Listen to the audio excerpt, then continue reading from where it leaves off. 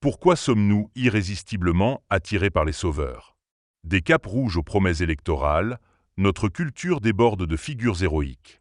Mais si cette obsession n'était pas simplement un héritage culturel, et s'il s'agissait d'un besoin humain fondamental, exploité à notre insu? Depuis toujours, les civilisations racontent les exploits de héros capables de vaincre le mal, de sauver le monde ou de porter le fardeau de la justice. Aujourd'hui, ce sont les super-héros, les chefs charismatiques et les influenceurs qui héritent de ce rôle. Mais pourquoi avons-nous besoin d'eux? Et surtout, à quel point ce besoin peut-il être instrumentalisé? Dans cette vidéo, on va plonger dans les profondeurs de ce réflexe presque universel. Chercher un sauveur. Est-ce un instinct profondément humain? Une faille psychologique que certains exploitent pour dominer ou manipuler? Ou une simple façon de donner un sens au chaos?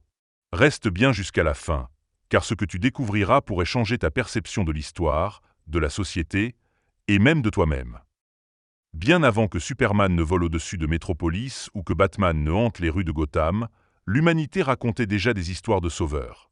Dans les épopées les plus anciennes, des héros surgissent pour libérer les peuples, vaincre les monstres et restaurer l'ordre. Gilgamesh, Hercule, Moïse, Bouddha.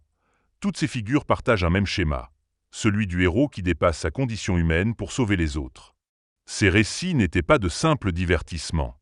Ils servaient à rassurer, à unir, à donner du sens aux épreuves.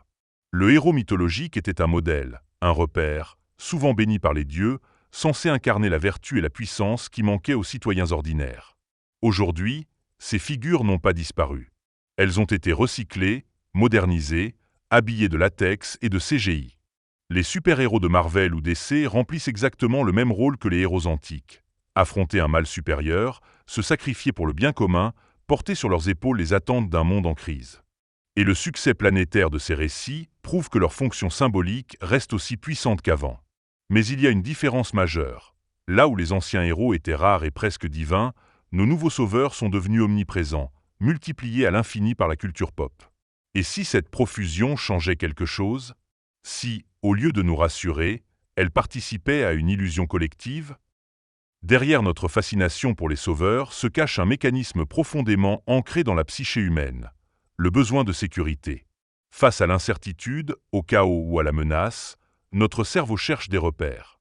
Le héros devient alors un pilier émotionnel, une figure capable de restaurer l'ordre et de protéger ce qui nous dépasse. C'est aussi un besoin de sens.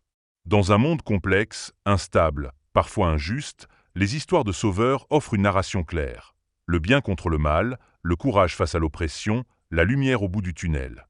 Ce schéma simplifié apaise nos angoisses. Il structure notre vision du monde. Ce besoin n'est pas limité à la fiction. Dans la vie réelle, on le retrouve dans la manière dont nous projetons des attentes démesurées sur certaines figures publiques. Chefs politiques, activistes, entrepreneurs ou même influenceurs. On leur confère un pouvoir symbolique qu'ils n'ont pas forcément. On les veut parfaits, incorruptibles, capables de résoudre nos problèmes collectifs. Et quand ils échouent, c'est tout notre équilibre intérieur qui est ébranlé. Cette tendance est universelle. Elle traverse les cultures, les générations. Elle n'est ni bonne ni mauvaise en soi. Mais elle devient risquée quand elle nous rend passifs. Quand au lieu de chercher à comprendre ou à agir, on attend un miracle. Et si, au fond, le besoin de sauveur n'était pas un signe de faiblesse, mais le reflet de notre désir le plus profond, que quelqu'un, quelque part, prenne enfin les choses en main? Là où le besoin de sauveur devient inquiétant, c'est lorsqu'il est utilisé comme un levier de pouvoir. Car ce besoin profond peut être détourné. Des figures politiques, des sectes, des régimes autoritaires ont compris depuis longtemps qu'en se présentant comme la seule solution possible, ils pouvaient gagner l'adhésion inconditionnelle des masses. Regarde l'histoire. Hitler se positionnait comme le sauveur de l'Allemagne humiliée. Staline s'érigeait en père protecteur du peuple soviétique.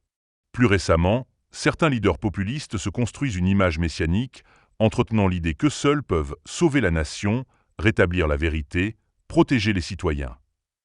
Ces discours jouent sur la peur, le désespoir, le sentiment d'abandon.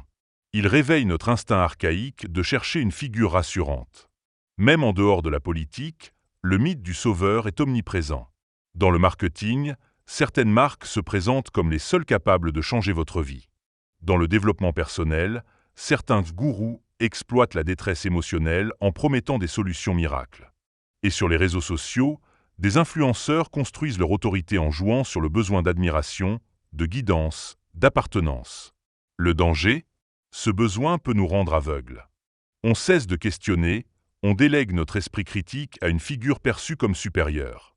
Pire, on devient dépendant. Car croire qu'un autre détient toutes les réponses, c'est renoncer à les chercher soi-même. Ce phénomène est encore plus dangereux lorsqu'il est accompagné d'une narration simple, binaire, émotionnelle. Nous contre eux, le bien contre le mal, le héros contre les traîtres. Ce type de storytelling est puissant, mais aussi redoutablement manipulateur.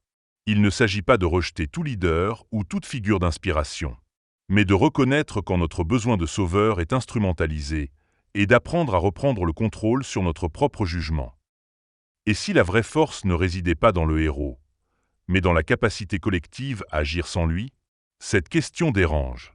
Elle brise un confort mental installé depuis l'enfance, celui d'attendre que quelqu'un d'autre règle nos problèmes. Pourtant, elle est essentielle. La réalité, c'est que les figures héroïques peuvent nous inspirer, mais elles ne suffisent pas.